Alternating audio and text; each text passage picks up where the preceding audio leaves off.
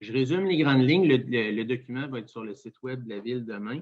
Donc, revenus de taxes prévus au budget pour 2020 de l'ordre, puis je fais des chiffrons, là, de 57,3 millions. Et prévision, donc on pense qu'on va finir l'année à 59,2. Donc, il y a une augmentation par rapport à ce qui était prévu de l'ordre de 2 millions de dollars. Ensuite, les compensations tenant lieu de taxes vont être 100 000 plus élevées que prévu. Ce qu'on appelle les transferts vont être plus élevés aussi de façon significative, là, de l'ordre de près de 1,4 million de plus que prévu.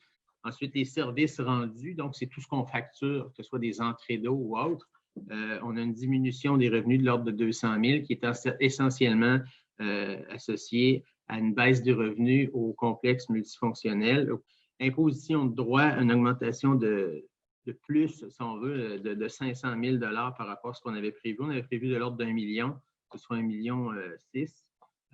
Donc, on l'a vu dans les médias, là, le marché immobilier est en bonne santé. Les transactions se font en quantité. Et donc, il y a eu beaucoup plus de transactions qu'on l'anticipait, donc un demi-million de plus là-dessus.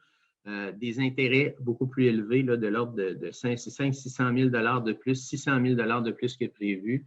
Et autres revenus, il était prévenu zéro, comme on fait maintenant depuis un certain nombre d'années. Et on s'entend, les autres revenus, là, ce sont les terrains, les ventes de terrains dans le parc industriel.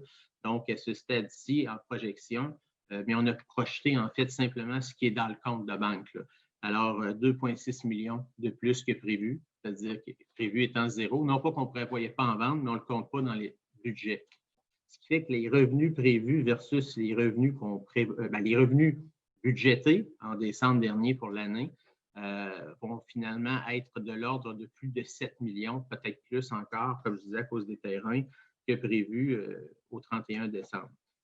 Dans la rubrique des dépenses, bon, il y a toute une liste d'administration générale, sécurité publique et autres. Donc, dans l'administration générale, on va terminer les choses avec des dépenses moindres de l'ordre de 1 million de moins que prévu. Il faut voir là-dedans des salaires qui n'ont pas été versés. Une augmentation des dépenses, là, vous allez voir aussi au niveau, il y a une ligne qui s'appelle dans l'administration générale le conseil. Il était prévu des dépenses pour le conseil de l'ordre de 387 000 et finalement, c'est fini à 1,2 million. Et là, si vous regardez ça, vous allez dire, qu'est-ce qui s'est passé? Il y a 850 000 de plus que prévu. C'est le 850 000 que le conseil a décidé de donner à la commission scolaire des découvreurs. Pour les codes-parts et tout ça, ça demeure assez fixe. Sécurité publique, on est dans les mêmes eaux. Transport implique donc les travaux publics essentiellement, un peu plus d'1 million de dépenses en moins que prévu. Beaucoup d'études qui ont été lancées en 2020 sur l'auscultation du réseau routier, auscultation de nos infrastructures d'aqueduc, d'égouts, beaucoup donc d'auscultation. Puis quand je parle d'études, des études qui coûtent plusieurs centaines de milliers de dollars chacune, sont en cours de réalisation, mais les montants avaient été budgétés en 2020 et étant donné qu'ils ne sont pas terminés, ils vont se terminer en 2021. Les paiements finaux, la grosse partie des paiements va être basculée en 2021, ce qui fait que ça génère cette année des surplus. L'hygiène du milieu, c'est les matières résiduelles essentiellement, donc la collecte sélective et autres. Donc, on a une baisse des dépenses là-dessus de l'ordre de près de 400 000 $. Ensuite, dans les loisirs, on a une baisse des dépenses de l'ordre d'1 million de dollars aussi.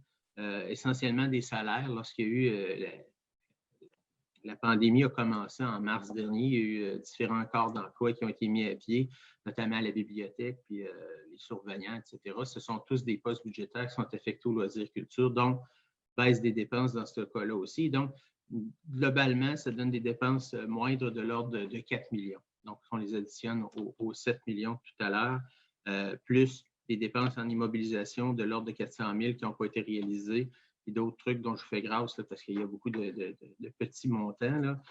On arrive à un surplus estimé comptable là, de 12,8 millions pour l'instant en prévision du 31 décembre prochain. Et comme je vous ai dit, il est fort probable que ce chiffre-là change peut-être à la hausse, probablement à la hausse parce qu'on va vendre des terrains d'ici là. Mais pour les états comparatifs au 30 septembre, on ne peut pas faire de prospection ou de supputation de ce genre, là, mais moi, je vous le dis, là, ça va être un petit peu plus que ça.